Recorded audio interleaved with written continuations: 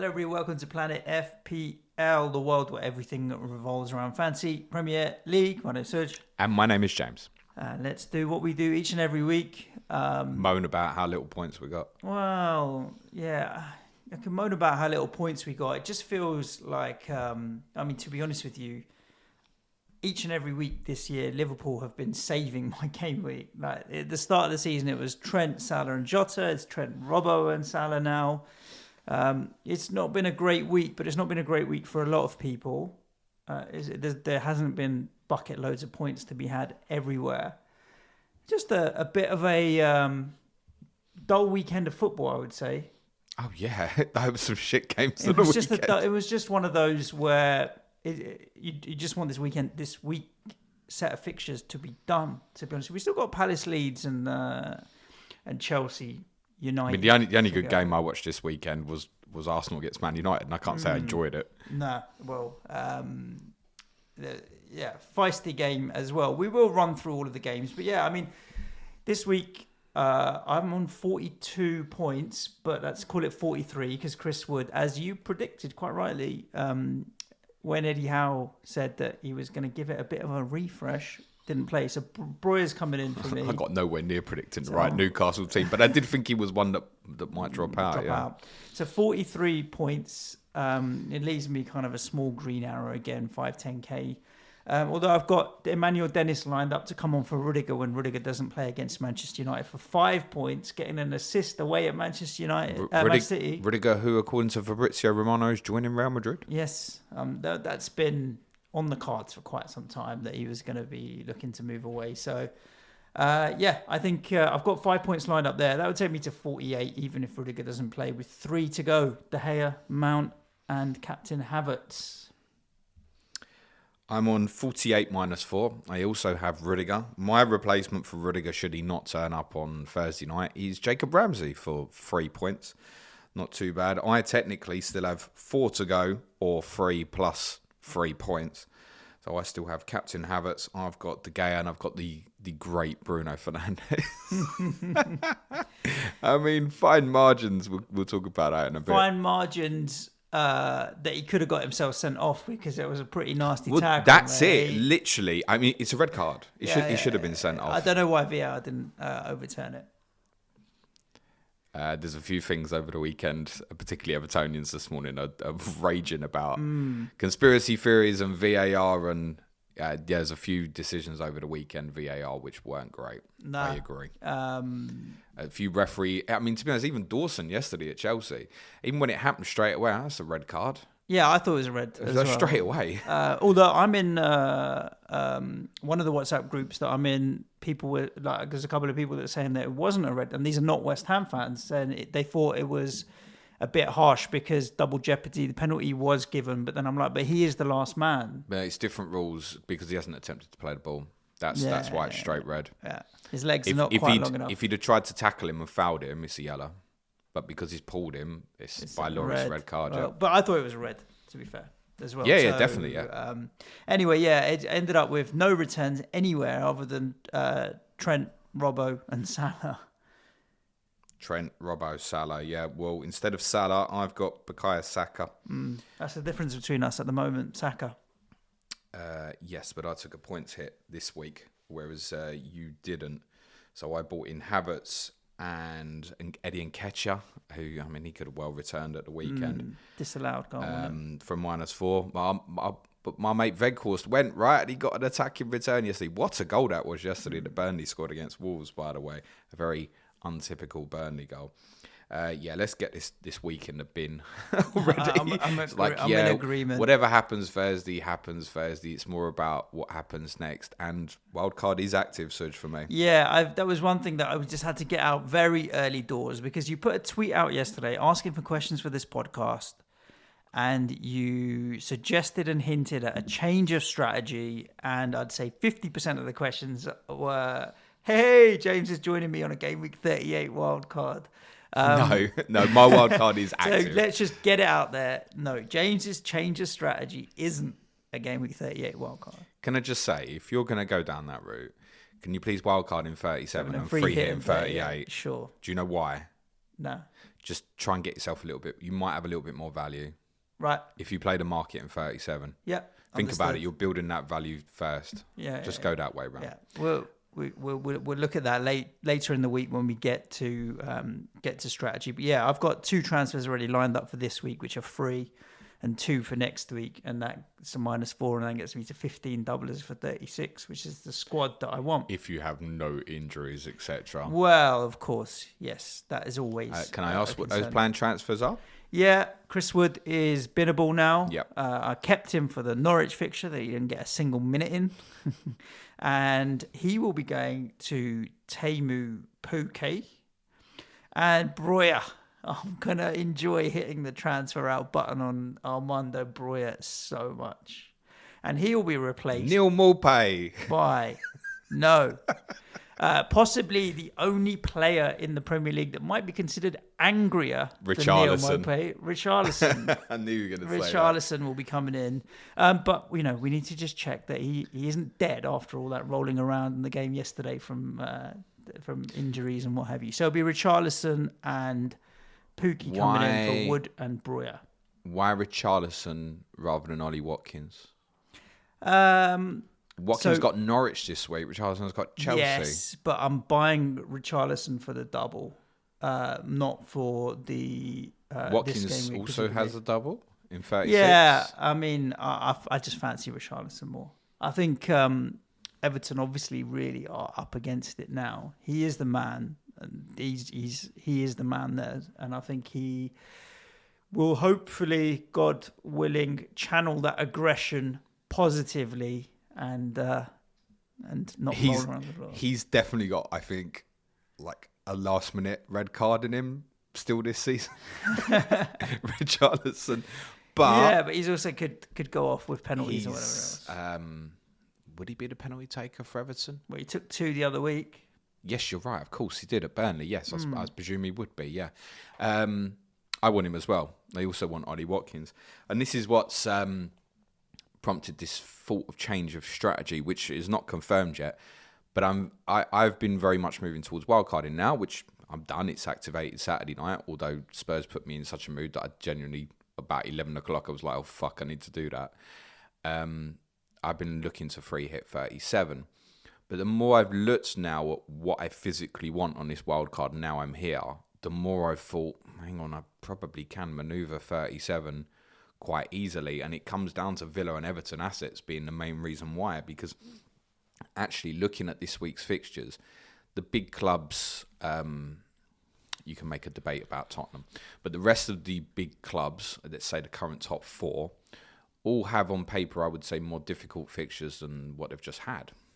Arsenal are at West Ham, City are at Leeds, Liverpool are at Newcastle, Chelsea you can debate, they're away to Everton, but I mean, judging by what I watched from Chelsea yesterday, I mean, a little bit disinterested. It's all eyes on the cup final, right? Isn't it? Like, I've got, if I buy Richarlison, let's say, home to Chelsea, if I've got Pukki away at Villa, and then Watford are at home to Burnley. Actually, Watford at home to Burnley seems like a decent fixture for Dennis, but I'd play Richarlison because it's at home, and because Chelsea just kind of going through the motions a little bit at the moment. I think I'd play out of those 3. I think I'd play Richarlison if I buy him this week. If Chelsea turn up at Goodison Park on Sunday like they did yesterday, they might well get beat, honestly. Yeah. But I would still play Dennis over the 2. Nah. Yeah. I think I'd play Richarlison, You'd play Watkins over both, though, wouldn't you? We've got Norwich at home, mate. Yeah. Consider that. So, I mean, the more I've looked at it, I'm thinking, if I'm going now, one thing that most people probably can't get to is treble Villa. Norwich at home, double. Then, of course, part of the idea of free hit 37 was treble Villa again. Great double game week. Crystal Palace at home and Burnley at home. 2 games at Villa Park. Now, they're obviously not in great form. But fixture-wise, that looks good, right? The first game in the 36 doubles, Burnley away. I don't like their 36 double. Nah. But Liverpool away. Watkins has a good record against Liverpool, historically. Yeah. I say historically. Let's just say over the last season. I mean, looking at the timing of it all, I mean, Liverpool... Everton gave them a tough game yesterday, I think, because as much... like shithousery and getting in their faces and all the rest of it. But they still got the job done in the second half. They're just still a machine, and they're still behind City in the table, so they still need to win. I think they'll turn over Villa. And Burnley away for Villa. I mean, Burnley now, 7 points in the last 3? They can taste it now, the survival. So that's going to be difficult as well. I think Everton know they can taste it. This is the time of season where you can write narratives either which way you want to. True. So it's one of those where you got to go with your gut on it and see what you think. If I free hit it in 37, I'd definitely go treble Villa and I'd definitely go treble Everton. Okay. Everton have got Palace at home and Brentford at home. And the idea would have probably been definitely have like Wilf Zaha, probably a second Palace player as Gallagher. well. Zaha, definitely, I think. Yeah. Arguably a defensive one. Someone like Gay, who's a threat and set pieces and stuff. But what I'm looking at now is possibly going treble Villa and treble Everton on wildcard. I think the free Villa I would go is Cash, Coutinho, Watkins. I don't know, it's quite straightforward, I think.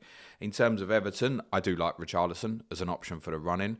I would prefer it if Calvert-Lewin was available and he could play wide. But, I mean, Calvert-Lewin, he just can't get himself fit. No.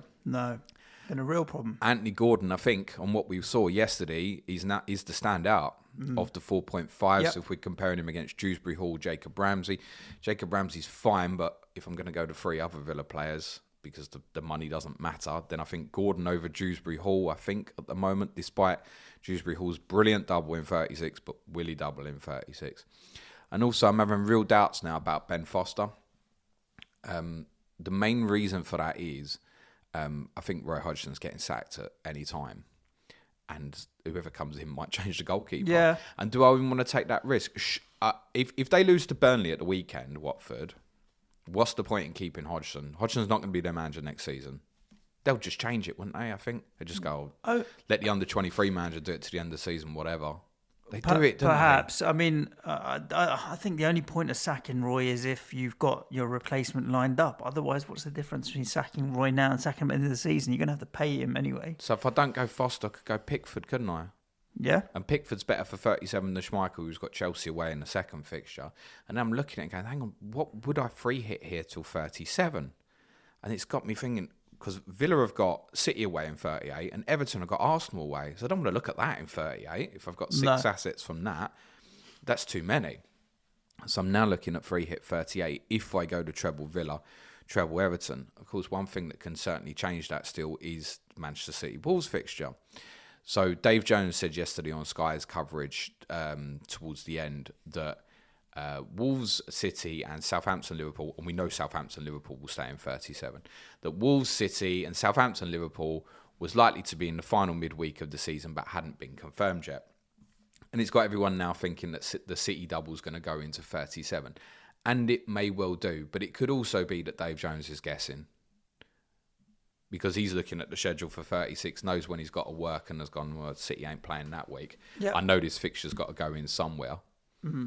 So I wouldn't take it as gospel that because Dave Jones said on Sky that it's going to 37, that it's going to 37, it might not. And it could be that he does know, and it could be that it's going into 37. I just keep a very open mind. It was a real shame, obviously, for wildcarders last week to not know. And the reason you haven't found out is because Sky couldn't organise a piss up in a brewery. Yep. I wouldn't even guarantee we'll find out this week. We've got to, surely. But if City doubled then in 37 rather than 36, because if it's 36, I go treble City. If it's not, I may then look at it and go, right, okay, I'm going to look at different options here. I'll go treble City on a free hit 37. So I'm very open-minded about it, and I'm not going to do too much overthinking. But I think if City double 36, I'm now looking at free hit 38. Okay. Nice. Just because similar to me then. Those final apart from you're just wildcarding. I don't want to go into Gameweek 38 looking at 6 players from Villa and Everton when they've got them 2 fixtures on the final day. Like, it's horrendous. If you had 3 of one, fine, bench it all. And of course, look, I could in theory, if I have Pickford as 1, you could say, right, bench the 3 Everton, take a -4 to get rid of the 2 Villa. I could do that, but then it depends what the rest of the team makeup is, whether I decide that's worth doing or not. I don't mind final day hits, by the way. I've had that successfully take like -8 in Gameweek 38 before. So I'm open-minded to going either way now, actually. And I was so set it was going to be free hit 37. But I didn't think I'd probably get here and want 3 Villa and 3 Everton, I don't think. And it is one of those things. I want 6 players from 2 teams who didn't score this weekend. I'm sure there's probably a Twitter account. Things you never thought you'd hear FPL managers say. I'm wildcarding 3 Villa and 3 Everton. Like 4 weeks to go in the season. Remember, we are not experts. We're just here for the banter. Exactly that. And let's banter some of these games that have just taken place over the weekend. I feel like this is not going to be war and peace on a lot of this because a lot of it was shit. Well, I looked at my predictions with Kevin, FPL Bus Team, who looks at them. I got all 5 results, not the scores, but the winners on Saturday, right? So it makes it kind of feel like they were probably quite easy to predict and things went the way we thought they might go. You might disagree about Brentford, Arsenal and United didn't go the way I thought it would go. No, you thought 4-0. I thought a 2-0 win for United. It was a 2-goal margin. I thought Arsenal would destroy them. When Arsenal scored after 2 minutes, I thought, oh, hello. But actually, United played quite well. Actually, they put up a bit of a fight. They were certainly better. They definitely did that. Arsenal, I think the note on Arsenal would be there's definitely some shakiness in them defensively at the moment. With Cedric and Tavares in the full-back positions, you can get at them. You really can. And I think there's a lot of people think, obviously, if Bruno had scored the penalty, it might have been very different. Talking about Bruno in terms of fine margins, you're absolutely right. He's on -1. He should be on -3. Yeah. If it's a red card. Yeah. That said, if he scores the penalty, which apparently it was Ronaldo's decision. Okay. Ronaldo didn't want to take it, apparently, which I think is strange, but up to him after the week he's had, fine. Mm-hmm. He also it would have been his assist when Dalot hit the bar as well. Okay. So suddenly he could have been looking at 12, 13 points or so, couldn't he? Yeah. But he should be on -3 and with nothing left to come because it's definitely a red card. You're going to enjoy selling him, aren't you? Oh, he's gone. Yeah. He's already gone. But that's probably going to prove to be one of the worst decisions of my season, getting him in for Salah. It's easy to play hindsight. What are you laughing at, Nico? I bought the Portuguese guy. It didn't work out for me, did it? It didn't work out. Punted it. By the way, Salah may well be on the wild card this week for me. It's going to be Salah, KDB or Son, one of the 3. I haven't decided which one yet. I'm not too big for my boots to be stubborn about it and go, well, I said I'm going without Salah. If I think Salah's the best choice, I'm going to go back to it. Yes, Bruno's definitely gone. No interest in Manchester United assets. David De Gea's gone as well. No interest in Manchester United assets for the remainder of this season. They're all about working towards next season now, aren't they? I agree. I just think, whereas like from what we saw from Chelsea again, I don't want to jump ahead to the game. I don't think Thursday is a foregone conclusion. I did think originally Chelsea will batter Manchester United, but it is at Old Trafford. Not what I saw from Chelsea yesterday. And there's a lack of intensity, and they will want to put on a bit of a performance for the fans, I'm sure, the players. So I think Thursday is going to be closer than I originally thought. I thought Chelsea would win 2-0. That game on Thursday could be 0-0 and drivel. It could be 3-3 and entertaining because neither team cares. Yeah, exactly that. Honestly. Arsenal, Bukayo Saka brilliant. Has been a thorn in my FPL team for a while now. I don't know how I'm going to get the money to get him, and I think I've got free hit and wildcard for the last 2 weeks, so 35, 36. I might just have to take a deep breath and live without Bukayo Saka.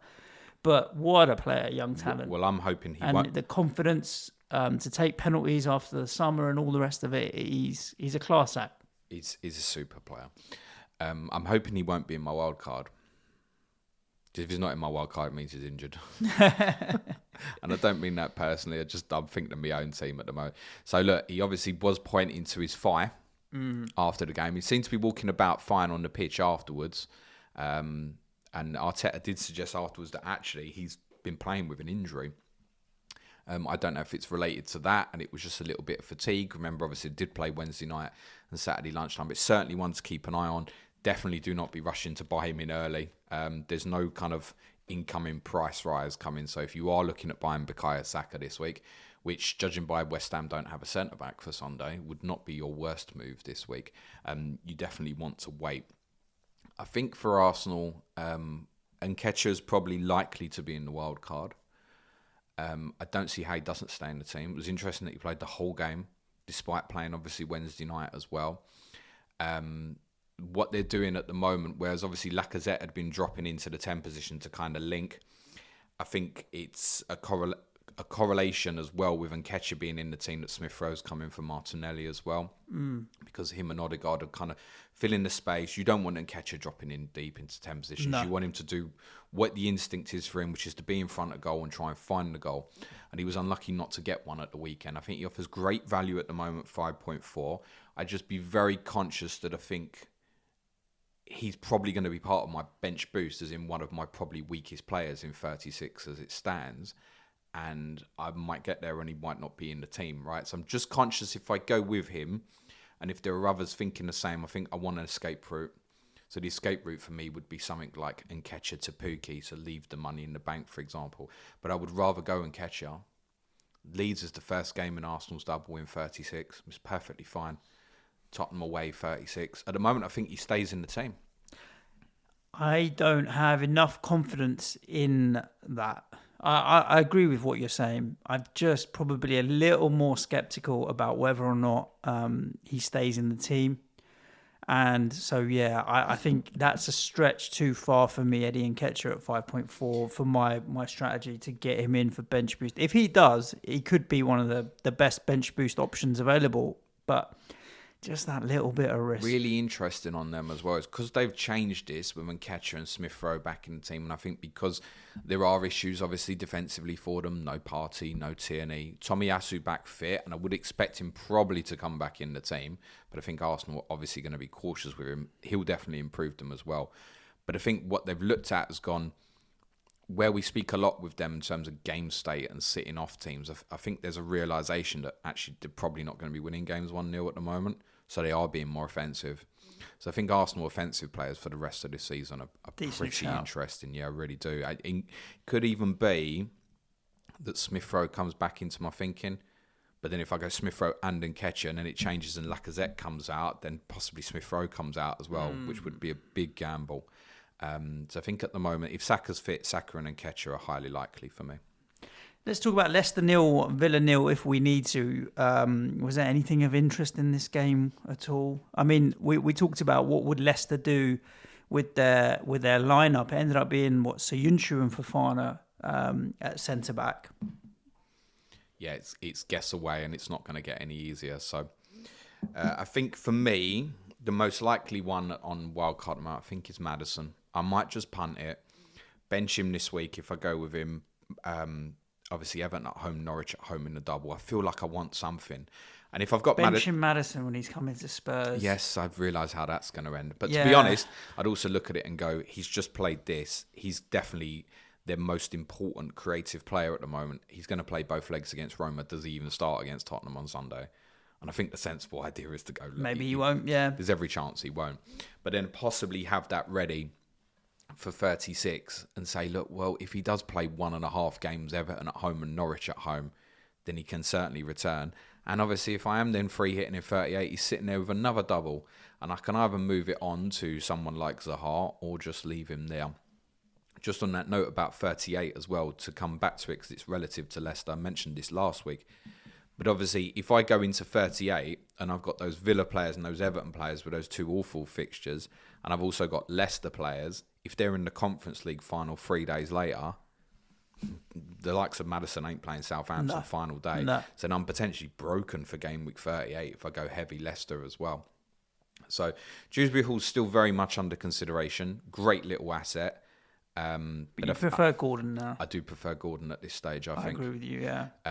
Despite, obviously, both teams have got difficult fixtures at the weekend where you'd probably bench them. But I think if it's a straight choice, Gordon or Dewsbury Hall, I'm going Gordon at this stage. I don't mind if people who are wildcarded now would go both. I mean, there's even a case to add Jacob Ramsey to that and go all three and go like Salah and Son or KDB and then fill out massive defensively and up front is a possible way to consider going. But don't overly expect returns from these. I would expect Gordon to be the highest scorer of those three budget options between now and the end of the season. So Villa have lost 4 and drawn 1, and you want to buy 3 of their assets. Yeah. Why not? No, I just think the timing is right for me with Norwich are gone now. after that result of the weekend. They're definitely gone, unfortunately. Defensively, they're not good enough. That's what's cost them a little bit. Like they weren't Norwich or Villa, just to be clear. Norwich. Okay. Norwich. That they made mistakes at Old Trafford. They made mistakes at the weekend. They weren't awful in either game. I actually think they're improving, but they've also. There's no point Norwich as well going to Villa and going, well, let's take a 0-0. Like if it is tight, they've still got. They need to win. They've got to go for it, haven't they? Yeah. Right. So I think the space will be there for Villa. I think it's right to go and attack them with double afterwards as well. So if you put that across the 3 fixtures, Villa are going to be right near the top of anybody's fixture ticker. So I think it probably will be free for me, and it'll be Cash, Coutinho, Watkins. You pick the 3 best. You're right. It's not even overly a debate on that at the moment. Yeah, it'd only be if you really fancied Martinez over Schmeichel or something like that. But or if you don't want to, you're better off taking the Leicester keeper and Villa defender than you are Villa keeper, Leicester defender, because Leicester's defenders are going to be that's it. Kasper Schmeichel's a certainty for me. Yeah, it's definitely that way round is the way to do it. What we've discussed. If you're struggling for money, look, you could go Ashley Young instead of Matty Cash, for example. You can still go Jacob Ramsey. It's absolutely fine. I'm a little bit cautious on Watkins to the extent that Danny Ings might replace him. But I feel like at the moment, if Ings was to play, it's more likely he would play with Watkins rather than instead of Watkins. That's how I feel. Obviously, look, Buendia or Bailey could play instead of Coutinho as well.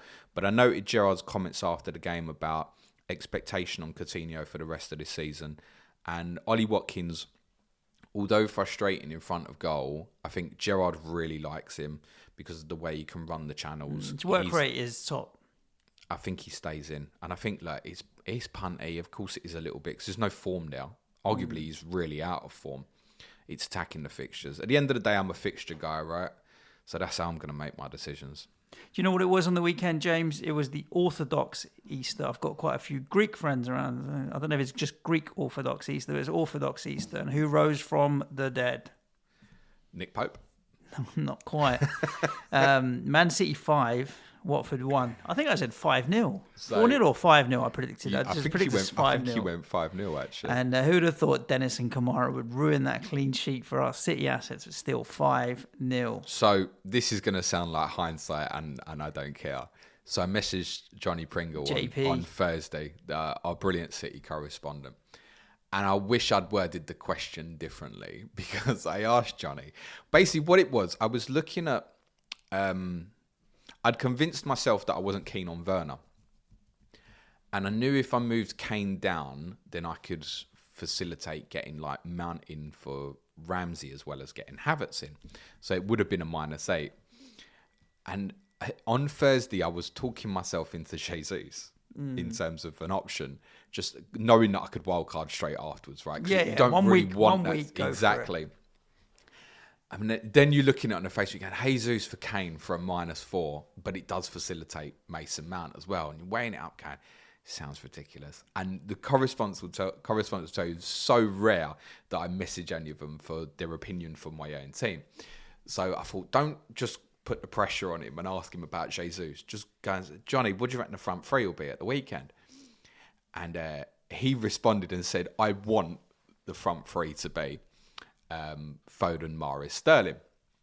And I just messaged back and said, that's good enough for me, mate. I will forget my 1 week Jesus punt.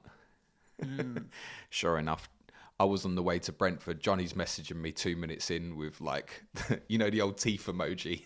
Yeah, whoops. Yeah, so me and Johnny were messaging each other during the game, bantering in. So Johnny Pringle's been sacked and we're looking for a new Man City correspondent. No, listen, I considered it for probably half hour to an hour and not a lot more. Because really, actually, as an FPL asset, he's a bit of a waste of space. Complete waste of space. Look at the top scoring forwards in FPL after that haul at the weekend. He's in the top 10. I think he's 7th now. It's unbelievable. I mean, City just go marching on. These are the type of games when they score early, they can roll over a team quite comfortably.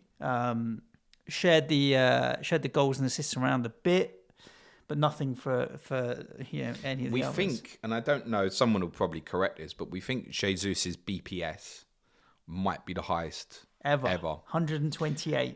We think it's more than Aguero's 5 against Newcastle. Wow. I don't know if anyone's got any statistical of that. It doesn't matter. You get the same 3 bonus points. Exactly. But we think it might be the biggest ever. He's obviously got higher pass completion rate as well, which someone scoring that volume of goals wouldn't normally have, right? So, do I suddenly think he's an option? No. Not really. I just think you'd just be chasing the points. Is he likely to return that again at Leeds at the weekend? No. Do I think he plays at Leeds at the weekend?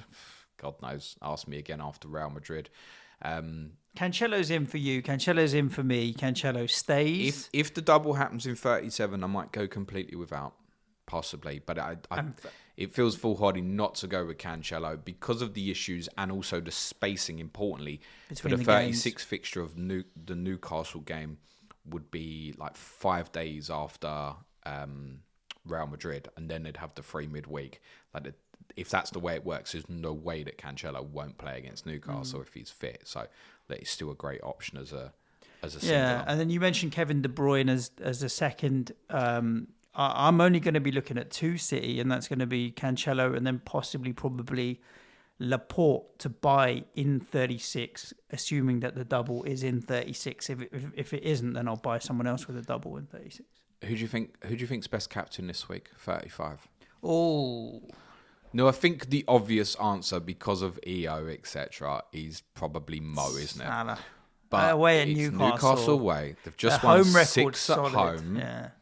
And obviously for Liverpool, it's 3 days, less than 3 days. They play Villarreal Wednesday night. Klopp wanted the game moved, and I understand why he wanted it moved. But the conspiracy theorists have not got together and moved the Liverpool-Newcastle fixture to help them. They've made it difficult for them. So do we want Salah captain at Newcastle 2.5 days after the Villarreal Champions League semi-final first leg? The second leg's obviously the Tuesday. Do we want that? What are the alternatives for captaincy in 35? I hate captaining a player in the 12:30 on a Saturday. So do a lot of people. Yeah, it's just horrible. Look, United at home to Brentford on the Monday night. Now, if you want to call Ronaldo a flat track bully, do it. But I think Brentford at home for United, Ronaldo, it feels like a Ronaldo game where he could do and go off particularly Watch well. Brentford lately. Bloody good. They are decent, but I think United at home, you'd think it's definitely up there. You guys have a home game against... captain Bruno Fernandes.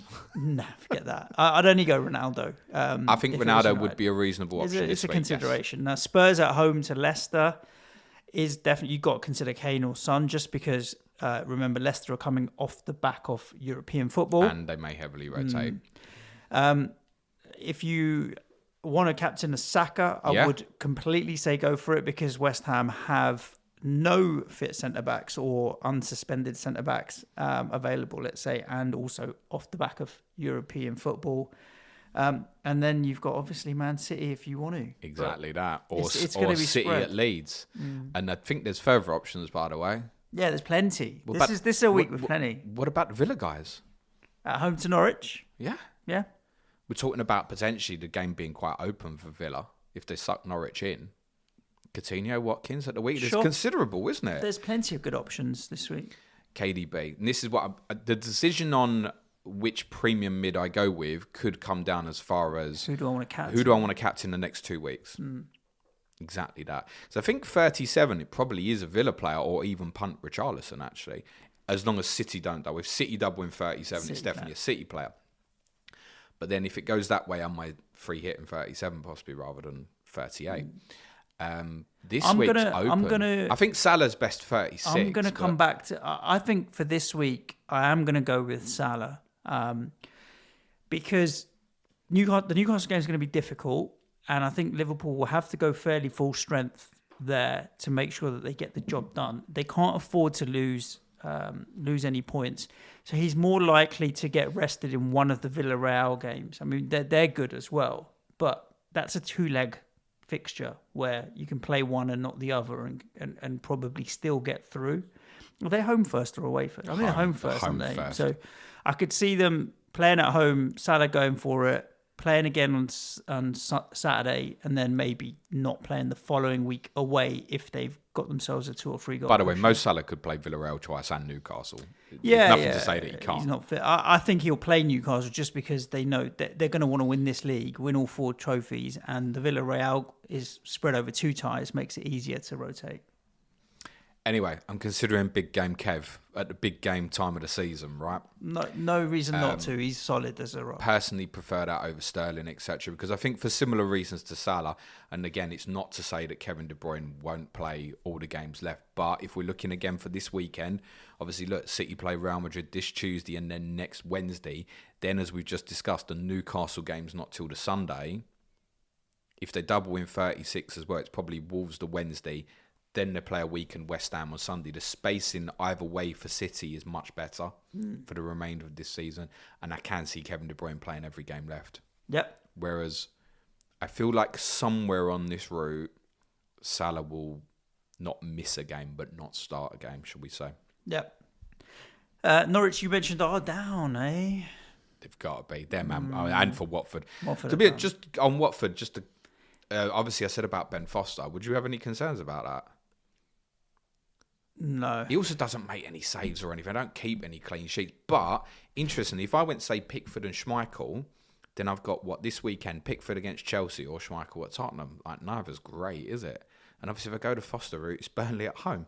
It's Burnley at home, then you could double. use one of your transfers in 36 to move that if you wanted to. Is that what I'd really want to do? Make the goalkeeper transfer? I just feel like at any time it could be, sod this, Batman's going back in. But I only think if the manager changes. I think the thing is, I'm really tight on budget, so I don't have any money to move anywhere. So I've got no choice. I'm almost tied into Foster. Would that sit as well? I'm just saying it's a consideration for people that.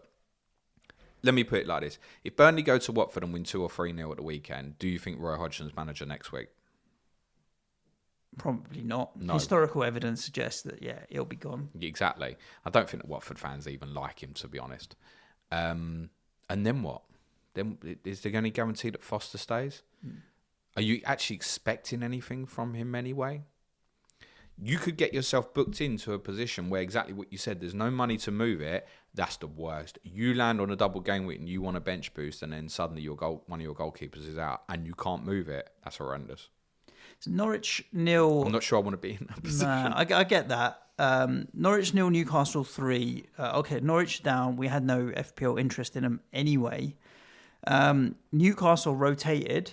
So share. You didn't play Dubravka, did you? You got played the hair with the double, so didn't pick up any great choice. That. Clean sheet points. I'm not expecting her to get a clean sheet on Thursday, but you never know. Your 2 Newcastle assets in Dubravka and Share, have they gone on wildcard? Yeah, I can't be keeping them. This is one where I think Newcastle will do all right between now and the end of the season. They've got a bit of momentum. They're enjoying their football. They've had 3/4 of a shit season, so they may as well enjoy the last quarter and go for it. There's no use for them. It's Liverpool, FPL, and Man City, and Arsenal are the next 3, and they finish at Burnley on the final day as well. So no double. Burnley could be needing to win to stay up, right? So they're bad fixtures now for Newcastle. That's not to say that if you have Cher sitting there or Dubravka sitting there or Bruno Guimaraes that you have to sell these guys, particularly for non-bench boosters. But I think for those who have got and are looking to bench boost, you're getting rid of finding doublers. Even in the case of Guimaraes, he looks fantastic. Another brilliant goal at the weekend. But there's 3 brilliant cheaper assets as well, right? For the remainder of this season in Ramsey, Dewsbury Hall and Gordon. And I just think you move that on, don't you? Yeah.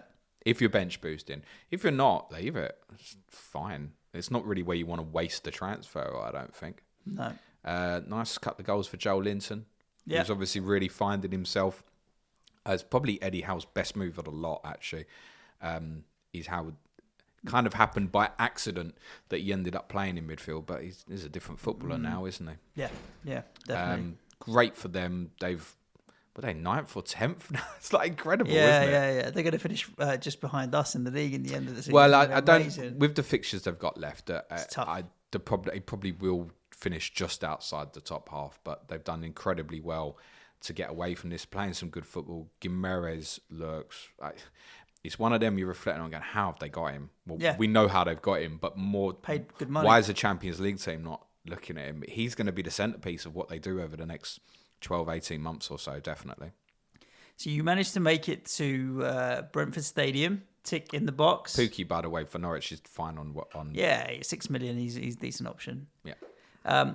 Second game in a row, no shots on target for Spurs. Everybody. Who let Nuno back in the door? If I could summarise the questions that we've had in on Twitter Go on. as into 2 brackets. One was about your strategy, and we know now that it's not Gameweek 38 wildcard. The second was, shall I sell Kane? The answer's probably yes. Is Kane sulking because we know that Haaland's going to Man City and so they won't come and buy him in the summer? Absolutely. Who knows? Basically, paint your narratives however you want. Kane is a big question for a lot of people now because he's not in form. You've obviously had 2 draws in a row, no goals, no shots. And it's a lot of budget when you've got like I said, De Bruyne's doing bits, Salah's doing bits. I sold Sonny this week for Havertz. I expected to get hurt actually, and I didn't at all. So tell us. You ain't done much better either, though. Yet he's still got another fixture. Honestly, you and I have both got Havertz captain. Are we expecting anything? Be honest. Yeah, I still think he can do something. Yeah. How many minutes did he play yesterday? Because it tells me it was about 70-something. 74, but it might have been none, I think. That was disinteresting. Anyway, Spurs. Look, on Kane. The thing is with players like Harry, Sonny, and it's the same when people were questioning, obviously, Salah. I mean, questioning Salah is the most ridiculous of all. People saying, Salah's out of form, he ain't scored in 5 games or whatever. These guys, the Salahs, the Sons, the Kanes particularly, anytime, flick a switch and it's back. Harry Kane's got a better record against Leicester than any other team in this league. Potentially a weaker Leicester on Sunday. I would not be moving Kane suddenly to Jesus, for example. You own and on wildcard. You own him, right? And you're on wildcard. You're keeping him. He's almost definitely going to go. Okay, but that's more around spreading the money for a bench boost than it is Kane's. I just think, at the moment he's still in. I'm a little bit up on value on him, but he's almost definitely going to go. I just don't think I justify it purely because I don't see me captaining him in 3 weeks, and I think I can do better spreading that money. Going Kane forces me to go like Gordon Andrews Hall, for example, I think, which is okay, but I'd rather move it around and have like Watkins and Coutinho instead or something like that. Okay. So I think he's going to go. But listen, whenever you sell a player like this, and we said this recently about selling Mo Salah, none of us who sold Mo Salah did it because we thought Mo Salah's shit and Mo Salah's never going to return. Listen, I spoke last week about Tottenham having difficulties against Brighton because Brighton's defensive setup. We came to the conclusion that Brentford would probably stay with a back 4. They didn't. It was really good from Brentford defensively, and they should have won, by the way, because they had by far the best chances in the game. But Tottenham were more ponderous on the ball, and there were more opportunities to break through and pass through the lines against Brentford than there were against Brighton, and Tottenham wasted them, in my opinion. On Tottenham Wednesday, we'll talk more about Antonio Conte's lack of plan B and his supposed offer to take over at Paris Saint-Germain, which everybody seems to have concluded that Antonio Conte is going to PSG and Pochettino's coming back. But I'll look down the camera and say, does anybody want to remember that Zinedine Zidane might be going to PSG?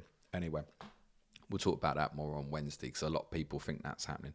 Kane, Son, if you sell them, you know the risk. Yeah, exactly. It's that. the same as with Salah and stuff. I sold Son knowing the risk, knowing that I could get hurt, but then just thinking double for Havertz longer term. Brendan Rodgers is, as much as we don't really like him, do we? But he's tactically astute. Sometimes he gets it right, sometimes he gets it wrong. He's astute enough, I think, to know that if he sets up in a similar way to how Brentford and Brighton did, then there's every chance he'll get a result. But does he really want to thump about with what they're doing at the moment for the sake of trying to stop Tottenham on Sunday when they've got nothing to play for? Is it perhaps better that they work with the consistency of what they're doing at the moment for the 2 legs against Roma? listen, Brendan Rodgers might think different, but I think at the moment Leicester still come with a back four at Tottenham on Sunday, and therefore I think the game opens back up for Tottenham. And I would expect us to win the game on Sunday. Okay. Brentford fall into the same category as Newcastle. We'll do all right for the rest of the season, but just from an FPL point of view, with no doubles and none of that. Thoroughly impressed with nowhere to go. Some really good performances at the weekend. I thought Janelt won't get any mentions, but obviously Norgard was out, and he played that role in what Basuma played the week before. Played it really well. Distribution really good. They play out from the back really well. Tottenham's press was horrendous, but they played through us really well. Always a threat in and around the penalty box. Should have won, really. Tony is a good player. He's a good player. Ericsson, if Ericsson had been playing for Tottenham on Saturday, we'd have won. Yeah. He's still got it. But just can't be buying Brentford assets at the moment. No, I think that's probably off the table, and as it will be for the next two teams as well. But really impressed with Brentford. They've done great. They're up to 40 points. They've actually got good fixtures left, it's worth saying. So I wouldn't completely rule them out, because things like Tony at home to Leeds final day, particularly if Leeds are safe, I think, then you might look at that and go, oh, that's a... Because I could look at that, couldn't I? Oh, final day, okay, Watkins or Richarlison to Tony. So not completely out of mind, but I think other than the final day, yeah. Brighton 2, Southampton 2. And the same applies to these two. Yeah, I'm not looking at any of their assets, and I'm going to enjoy selling Breuer, who obviously got benched at the weekend, with Che Adams coming back into the team.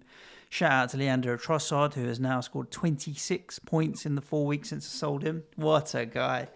The thing is, you'd have left him on the bench for most of it. Yeah, he's too much money to have tied around. And a shout out to James Ward-Prowse, 143 FPL points now at 6.5 million. He ticks along all the time. He's a good asset there. Similar points to Mason Mount, for example, and $1 million less. You could just have him all season, really, James Ward-Prowse. Yeah, we've discussed this recently about the idea of actually, why do you want to thump around with someone like that? Well, the reality is, when you look at his points returns, there are periods of 6-7 games where it's just 2, 2, 2, 2, 2, 2. And you do think, well, it'll come, maybe it won't, right? So how long do you sit and wait with it? But actually, historically, someone like Ward-Prowse, particularly with the set-piece stuff, is any time, isn't it? Doesn't matter if he's playing Brighton away or Man City away, he could score them 2 goals. Are we targeting either of these two sides? They're both on the coast, but they don't seem to be on the beach. Brighton have obviously improved significantly recently, and they'll be better off having Basuma back next week. So we're a bit short in terms of midfield physicality presence. In front of the back four. I say back four. I'm sure that probably annoyed Brighton fans as well at the weekend that they went back to a back four when it'd been great with a back three, and it didn't really make sense to me. They've gone back to a back four with Webster back in the team as well. It seems to be obvious to me. Webster would probably move Veltman to left-sided centre back and stay with a back three and push Cucurella higher. But all of the width came from the full-back areas, possibly because Southampton play really narrow. Perhaps Brighton decided they wanted to do the same and again flood that midfield area just very differently to how they'd done it against Tottenham and Arsenal. They're better off in a back three. In terms of targeting their assets, no, there's nothing there. You're not suddenly going to go and buy Ward-Prowse. I don't believe. I don't know if Southampton got this way. And Palace at home, isn't it? It's a reasonable fixture. But, you know, if I said to you, right, buy Ward-Prowse or Coutinho this weekend, even though Coutinho's, what, $1 million more or something. Coutinho. You're buying Coutinho, with the doubles up ahead as well, yeah. He's not on the table. Breuer is obviously going to go, isn't listen, he? if you don't own Saka, you're buying Saka, actually. 6.8, assuming he's fit. Yes, He's I don't disagree with that. Yeah. So, yeah, both teams off the table, but don't be surprised if they cause a shock or two between now and the end of the season. Liverpool's last away game is likely to be at Southampton. It'll either be really hard work for Liverpool or they'll go there and win 5 or 6-0. You know how it is with them. Both of these two teams can enjoy their marriage together of inconsistency.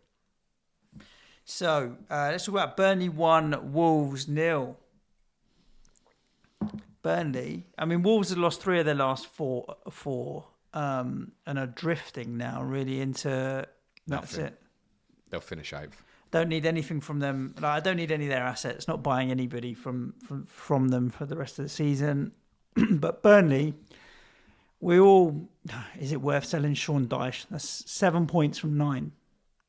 You could always argue the case that they would have got 7 points, possibly even with Sean Dyche there, but They let him go, and they've got 7 points from 9. There is a case for Salah still, actually. And all I mean by that is if the Wolves double lands in 36, and I've got these Foster doubts, and also if I go Pickford, I haven't got a great goalkeeper for this week. Do I pay a bit extra and go, we'll have Salah at home to Brighton this weekend, and then have him for the double, knowing that, bearing in mind, okay, yes, Man City, you're not expecting anything, but then suddenly if it does come, he's in for the haul, isn't it? It would be Chelsea away and Man City at home. Doesn't look great, does it? But if he did keep a clean sheet in either, it's going to be a haul, isn't there? So I wouldn't rule him out. Anything else, Wolves, no interest whatsoever. They changed with the wing-backs yesterday. So Semedo played right wing-back, Johnny left wing-back. So now we've got Ait-Nouri or Marcal. Now we've got neither. And I think that's probably going to be the first choice for the remainder of the season. They played Raul Jimenez in a deeper role yesterday, kind of to the right of Fabio Silva. They're obviously short of numbers there at the moment with a few players out injured. Seems reluctant to use Neto yet. I guess he's probably struggling for fitness a little bit. There is some speculation that Jimenez will probably move on in the summer. They will definitely be looking for a striker in the summer. Absolutely certain of that. They're obviously missing Neves at the moment as well, is a blow. And Burnley have got arguably what many would have expected them to get yesterday, which is to grind out a 1-0. But, as I mentioned earlier, the manner of their goal was kind of untypical to what most people would expect from Burnley. It is a brilliant football goal.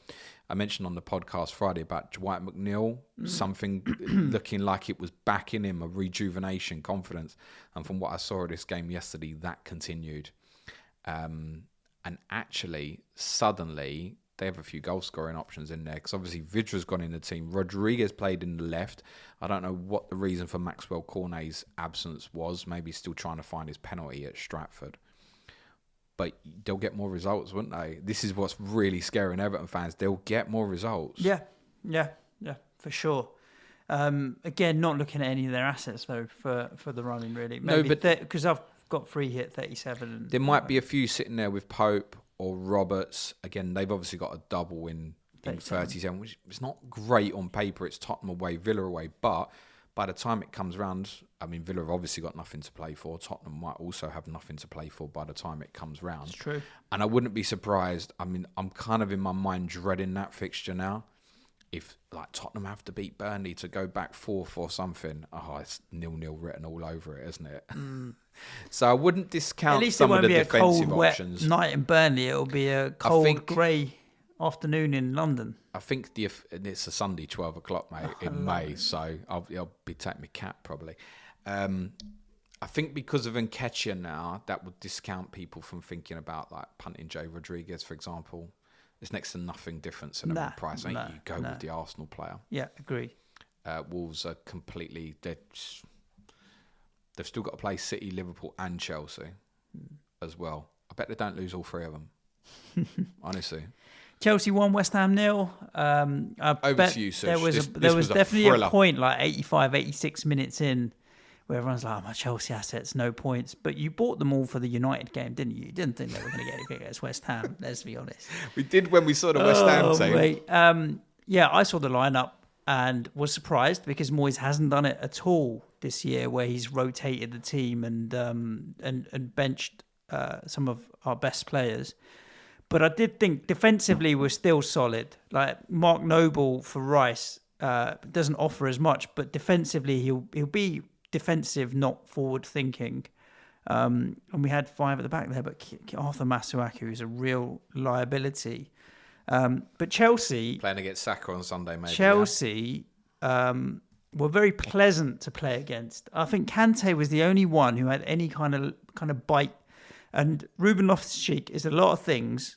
He's not a right wing back, and the amount of times he didn't know, he just felt like didn't know what he was doing in that position. So many times when he did get the ball, just because of his size, and Masuaku being Masuaku, he was a threat on occasion, but he's not a right wing back. And I thought we were just going to see out a 0-0, to be honest with you. Dawson's moment of madness leads to the penalty, a crap penalty, but then we get caught a man short a few minutes later, and that's it. And they go on to win it. Really disappointing not to get anything, because I thought defensively the team worked hard. organised, and put a real shift in. But Chelsea weren't up to much at all, to be honest with you. It was really 90 minutes of my life that I'm not going to get back. That's how I look at it. The penalty at the time summed up the game. It was the shittest penalty. Hop, skip, shit, wasn't it? Really, Yeah, same as Bruno the day before. So bad. But Chelsea. Chelsea, to be fair, if you look at it over the course of the game, they had the better chances. They did create a few more chances. Werner had that attempt in the box. They had the better chances. They livened up last 20 minutes. I mean, Yarmolenko got in behind a couple of times. We had a couple of chances as well. On the balance of the game, they had the better chances, but not enough that you'd say they deserve to win. But they had the better chances. But you would, you're playing West Ham without Zuma, without Rice, without Antonio, without Bowen. If I said to you, pick any 4 players from the West Ham squad to have right now, those are the 4 that you'd pick.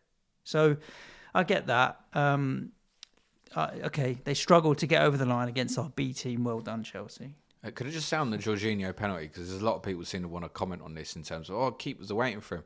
I don't understand what happened to him on this particular one because Fabianski was always going that way. Normally he looks at the keeper and whichever way they're going, he goes the other way. He looks at Fabianski and I don't know if he thinks in his mind, I can't change my body shape. Fabianski's going that way. I'm going to stay quite central here. It's just terrible penalty. Although arguably better than Bruno's because at least it's on target. It's got a chance of going in the goal. I want to ask you what you're going to do with your Chelsea assets because you've got Havertz, Mount. Is that it? And Rudiger.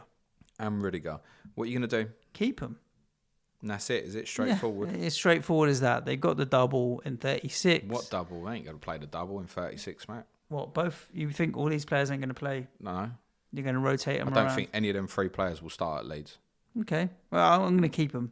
I've got no intention to move them around. Mount is one of the most locked in. Defensively, they still look shaky. They made mistakes yesterday that helped us get in behind. Rudiger's going to come back into the team.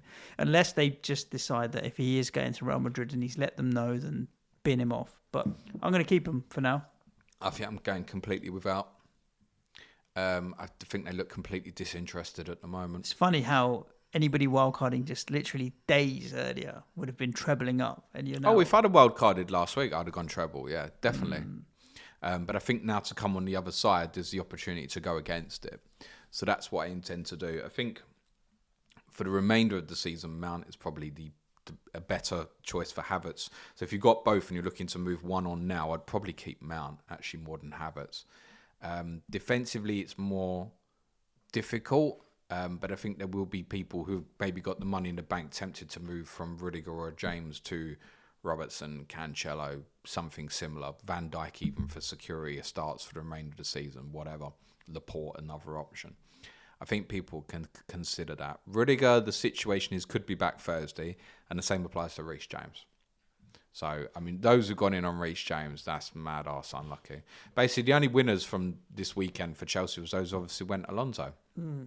That's it. There was nothing else to be had, was there? I don't suppose anyone went and bought Pulisic.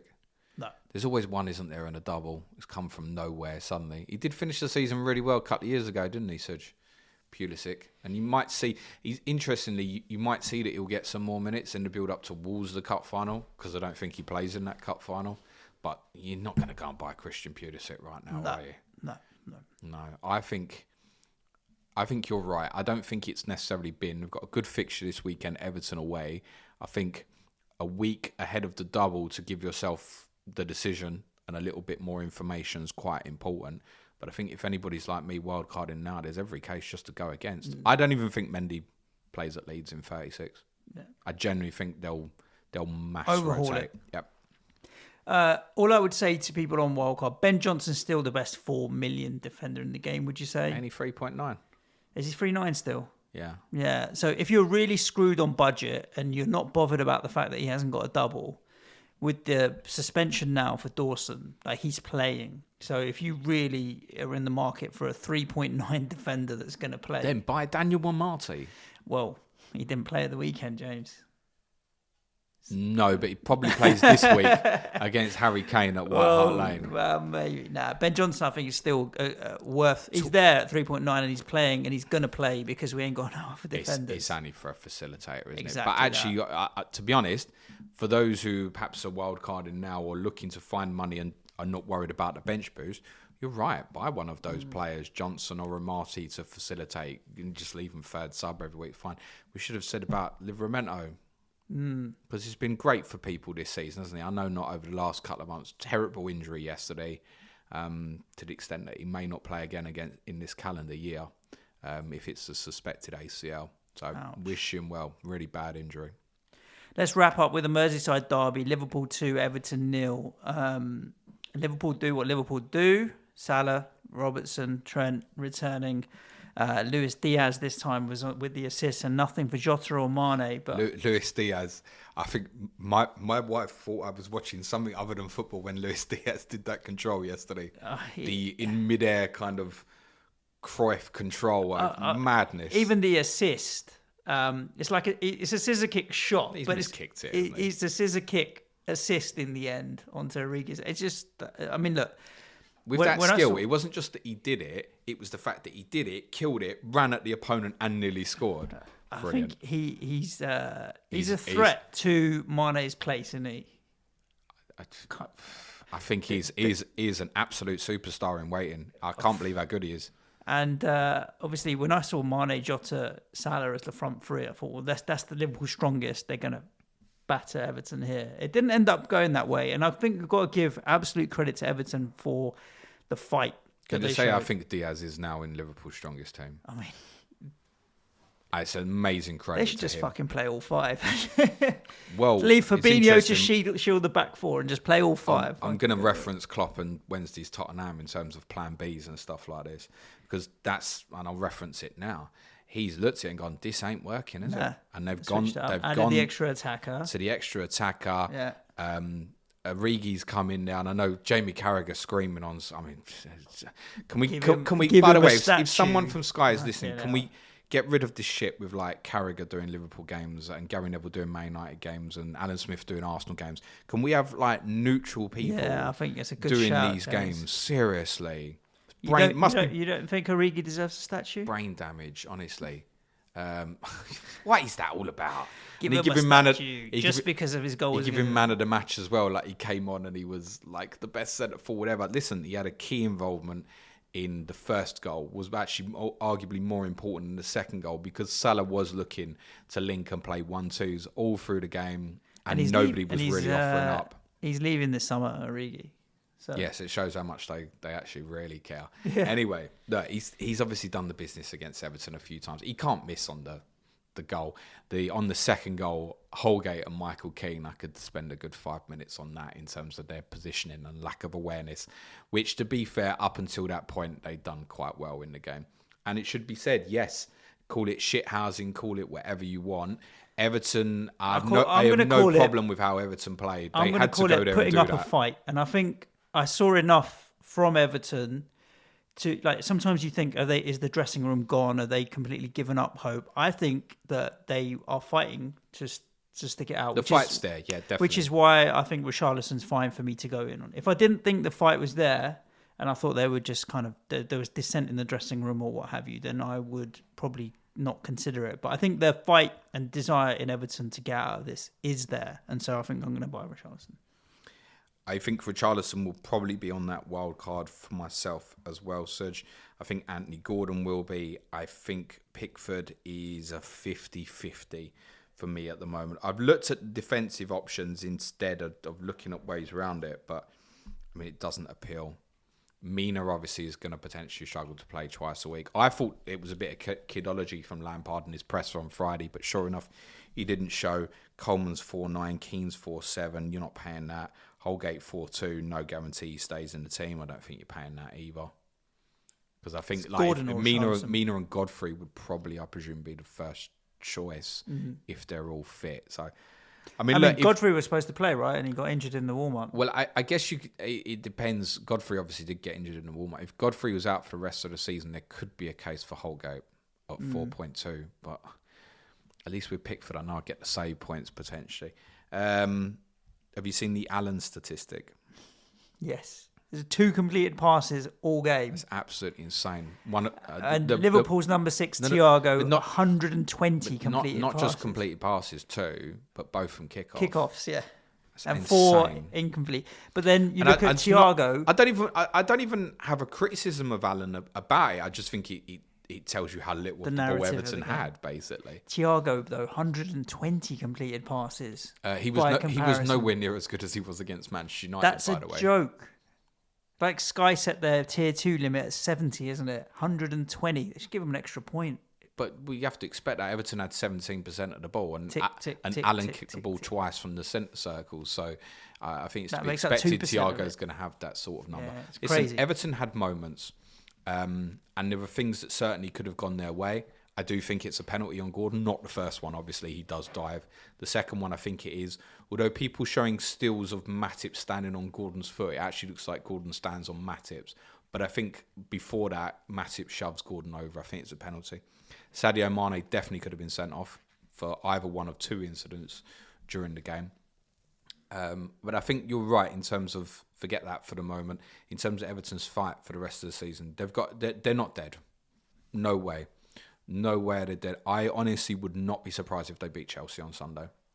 If Chelsea turn up with that kind of carefree attitude, Chelsea fans will like that reference, then honestly I think Everton could beat them Sunday.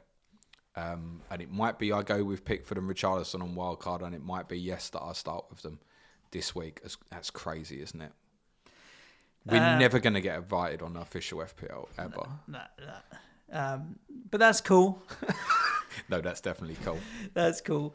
That's a kind of wrap on the games. We still have Palace Leeds today, Thursday night, Manchester United versus Chelsea. We'll cover some of that stuff off on Friday, or I don't even know when it's Friday. James will give you a rundown on those, and then we'll be back next week with a full rundown of the weekend's fixtures. What else have we got this week, James, for people to look forward to? And I'm going to pick out some of these questions that we've had on Twitter to do what we do each and every week and look at that as well. We have people's poll vote is out now. It will be available for you till around about 6-ish p.m. UK time. There are 3 options for you to choose for tomorrow's podcast. Burnley, the sacking of Sean Dyche. Isn't Mike Jackson? He's doing a great job, isn't he, at the moment? But I want to talk about them as a whole, potentially, in terms of Dyche going, what Jackson's doing, if they're actually now going to look for an appointment for the end of the season. Also, a bit on ALK, the investment company who now own Burnley, and why it's almost just as critical for Burnley to stay up. Because I know the narrative around Everton and their finances at the moment is obviously pretty big. But actually, Burnley really need to stay up as well. It's a financial catastrophe for either of those clubs if they go down. Also, in terms of football finances, some of you may have seen the scenes at Oldham Athletic at the weekend with fans getting locked out for the final 5 minutes or so of their relegation. I wanted to do a study, Suj, if people want to vote for it, in terms of particularly the northwest of England. Think of what's happened with Bury, Macclesfield. Now with Oldham, we put up the chance to vote for Rochdale a few weeks ago. Like that area of the country is really, really suffering at lower league level. So there's the opportunity to vote for financial difficulties for lower league clubs in the northwest. And also Erik ten Hag has obviously been appointed as Manchester United manager. We can have a look at how that appointment has come about, if we think that's right, and what we can expect from him tactically next season. Those are your 3 options. Wednesday, Sky Fantasy Football. I had a good week, Suj. Okay. And Suj I'm up to 300. Nice. And That's Suj, a monster week, actually. I really did have a decent week. And Suj is trying to win a console. Ready in Sky Fantasy my Football. choice. Yeah. And I'm going to try and help him do it. Yes. Thursday's Clash of Correspondence is West Ham against Arsenal with Chris Stone and Adam Pritchard. I really wish Adam had come on a couple of weeks ago when it looked like they'd really fucked forth. And now it's come the other way round. But we look forward to that. Friday, I'll be streaming on YouTube, scheduled for 3 p.m. UK time once we've got all the team news in on Friday. The podcasts on Patreon this week for basic and intermediate tier patrons are Q&A today. Tomorrow, Champions League podcast, which will include a closer look at Villarreal historically. It's incredible, really. A club of that size has been in Champions League semi-final twice in the last 18 or so years. Wednesday will be Tottenham. Thursday, the wife's in the house. She's on wildcard too. So we'll have a riot talking about wildcard options. You can probably guess that her budget won't be quite what mine is. She's probably got about 99 million to play with. Oh, so let's lock in Gordon. Probably and, we'll have some fun with now. that. And we'll have our game week 35 preview, the differential show on Friday. The advanced tier content this week includes, for talking tactics on Thursday, have Tottenham been sussed out? Okay. We'll get into some of these Twitter questions now, shall we? You ready? Locked and loaded. I'm going to try and include a few FPL ones in here as well. If you've put a question about what James's new strategy is, well, now you know. So, it's not confirmed, by the way. But I can't believe it's in game week 35. And for me, I'm so heavy looking at chip strategy. I haven't decided yet. Once the Man City game's decided, I'll know which way I'm going to go. FPL North wants to know what the best budget forwards and defenders for a 36 bench boost are. Forwards and defenders, because I think midfield options are clear and obvious. Are there any forwards? I mean, Pookie and Ketcher. Well, Dennis probably still. My intention in terms of defence, definitely Trent, almost definitely Robertson, almost definitely Matty Cash. If City double in 36, it's definitely Cancelo. And then, to be honest, the fifth player will probably be, subject to Salah or De Bruyne or Son, it'll either be Van Dijk or Laporte. So I'm going heavy. There's not great. I tell you, I should have spoke about from Tottenham's obviously Ryan Sessegnon. He did play because Ryan Sessegnon is dirt cheap, but I know a lot of Tottenham fans think Sessegnon is a better option than Reguilon. I just don't see it. Actually, but importantly, Conte definitely prefers it. But actually, I think the last couple of games have been such a concern that the system might even change. I would not go down that route. If you want a budget Tottenham player, go with Ben Davies. Because if he goes to a back four, Ben Davies will play left back. If he stays with a back three, Ben Davies is still going to play left-sided centre back. So if you're looking for, there is more chance of Sessegnon scoring, obviously, if he plays. Is he likely to get you a Doherty-like haul? No, I wouldn't go down that route. And obviously in Emerson Royal's case, I mean, teams are just letting the ball funnel out to him and letting him trip over his own feet, basically. He could well come out of the team now. Gary Coverdale, would you play Ramsey or Kula this week? It's got to be Kulusevski. In terms of the start? Yeah. Well, Jacob Ramsey has a great fixture, doesn't he? Yeah, but Kulusevski's more attacking. Ramsey can sit deep. Kulusevski's not going to be in my wild card now. Because I think he could go back to wing back now. I think it could happen. Not an option from that position, as far as I'm concerned. But if you had the choice of the two, you'd still pick Kulusevski. Well, if I, to be honest, no. If I thought Kulusevski would play wing back, I'd play Ramsey. Wow. Okay. Got Norwich at home, mate. Yeah. So I don't think that's straightforward. On the face of it, right now, if you said pin it up there, James, I'd go Kulusevski. Do you think Havertz will see a drop in minutes in the coming weeks, says FPL JC? I think all Chelsea players will. They're just focused towards the FA Cup final now. You know they're going to play yellow in that? It really annoys me, that. Why? And I have checked, and apparently it's not a colourblind issue. Right. Chelsea just decided to play in yellow. Okay. Yeah, it's a bit silly. That traditionalist here hates that. Reds v Blues. Red v green is a real issue, apparently, with colourblind. But because this is what my point was, if it's a colourblind issue, and I'm happy to be educated, as I said when I tweeted it, surely Liverpool-Chelsea has always been an issue then? Exactly that. But apparently it's not. Red and blue is apparently okay. A lot of people asking about Robertson, because obviously he's been smashing it recently and outperforming Trent. If you were going to only buy one So Trent still, by the way, set piece for any game, any time. Admittedly, for Robertson, it's their corners as well. But I think Trent has more variations of ways that he can deliver attacking returns for you. What was it? Robertson's 7th goal or something? I mean, it makes me think Robertson's just had the haul. It makes me think there won't be another one. I'll take that and maybe go, but I'm likely to have both. There was a lot of speculation yesterday on Twitter that Liverpool were mass rotating. No Salah, no Robertson, no Trent, no Van Dijk. It was just going to be completely whack. And there was someone else who tweeted, who obviously had the wrong information, it seems, that Trent wasn't, that Robertson wasn't starting, but Trent was, and they were properly celebrating that they'd moved Robertson to Trent this week. Wait till you got the teams, kids. And to be honest, if you're celebrating something, wait till the final whistle as well. So, yeah, that move didn't particularly work out. It's still Trent. Pay the extra for Trent. FPL Utazorka says a question for me. What would the minimum that would count as a successful season for West Ham be? Now that Moyes is obviously risking players for the Europa League. But I think, to be honest with you... West Ham have had a successful season. It's done. We've already had a successful season. I always look at it as performances on the pitch, are the team progressing? And I think we've built on last year in terms of identity and the style of play and been difficult to play. Quarterfinals of the League Cup.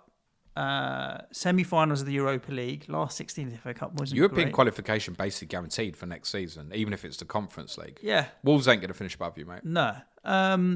So I think, it's already... And then you look at it, and then I like to say, okay, have we had a few good wins against some bigger teams or some, glory days? We beat Liverpool, we beat Chelsea at home, we beat Spurs at home. Those 3 home victories mean, we beat Sevilla at home.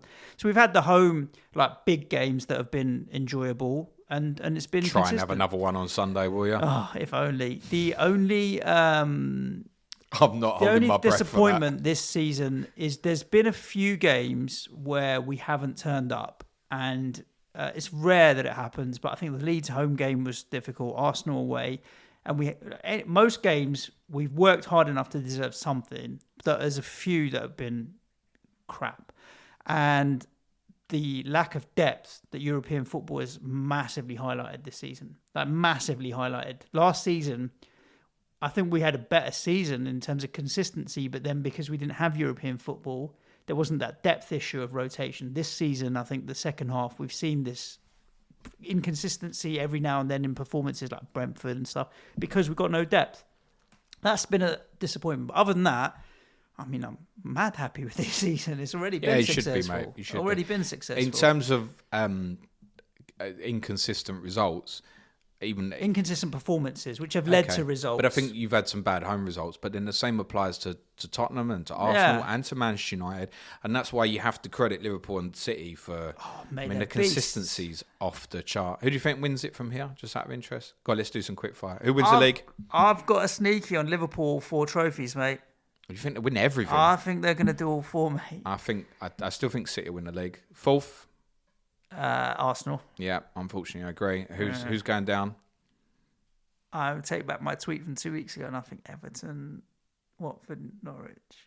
That's tough as shit. I still think Everton are going to get out of it, and I think if Leeds lose tonight, they shit themselves. And they're not out of it. It's tough. But if Leeds win tonight, I think it's safe.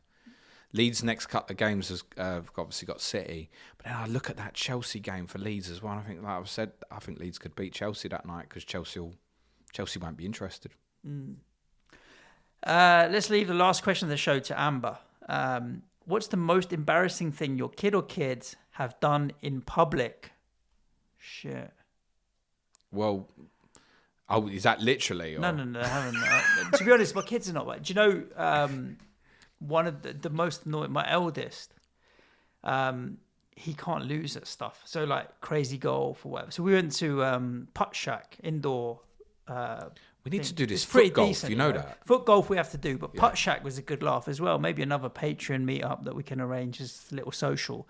10 quid a game. It's pretty decent, but he'll throw a tantrum if he loses at something. So we went to Putt Shack at the weekend and we're leaving and he's like, Dad, you're annoying. I'm like, why? He goes, because you always fix it and you win at everything. And he's like proper moaning at me. I'm like, look, man, I'm not trying to beat you on purpose, poor boy. But we've been out at, but you beat him anyway. Or anything like that, bowling. If I win, he fucking doesn't like it. When he was younger, he'd tantrum a bit. Now it's more like moodiness more than tantruming. But yeah. That's it. But other than that, they haven't ever done anything particularly embarrassing. Mine's too young, so he gets away with it. Yeah. But he has no filter of what's his and what's someone else's. Okay. Which includes food. I'm going to fucking take your chips.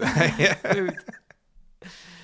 Oh, dear. There we go. That's a wrap of Game Week 30 whatever. Well, it's not finished, but Game Week 30 whatever. Yeah, it's finished. No one's getting nothing. Get ready for the rest of the week as we prefer for another Game Week 30 whatever.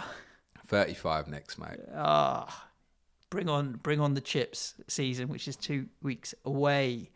I hope you enjoyed the show. Make sure you like and subscribe wherever you are listening, because that stuff apparently helps the algorithm. It'll keep Nico happy. And chuck in any comments that you want to on Twitter or on YouTube. Keeping Nico happy is a priority. Patreon.com/Planet FPL. If you're considering a little bit of support for the run-in between now and the end of the season, you might want to come and support the show. Other than that, just stay safe and look after yourselves. Ciao. Thanks, everyone. Be nice to each other. Play it your way. Cue music, please, man, child.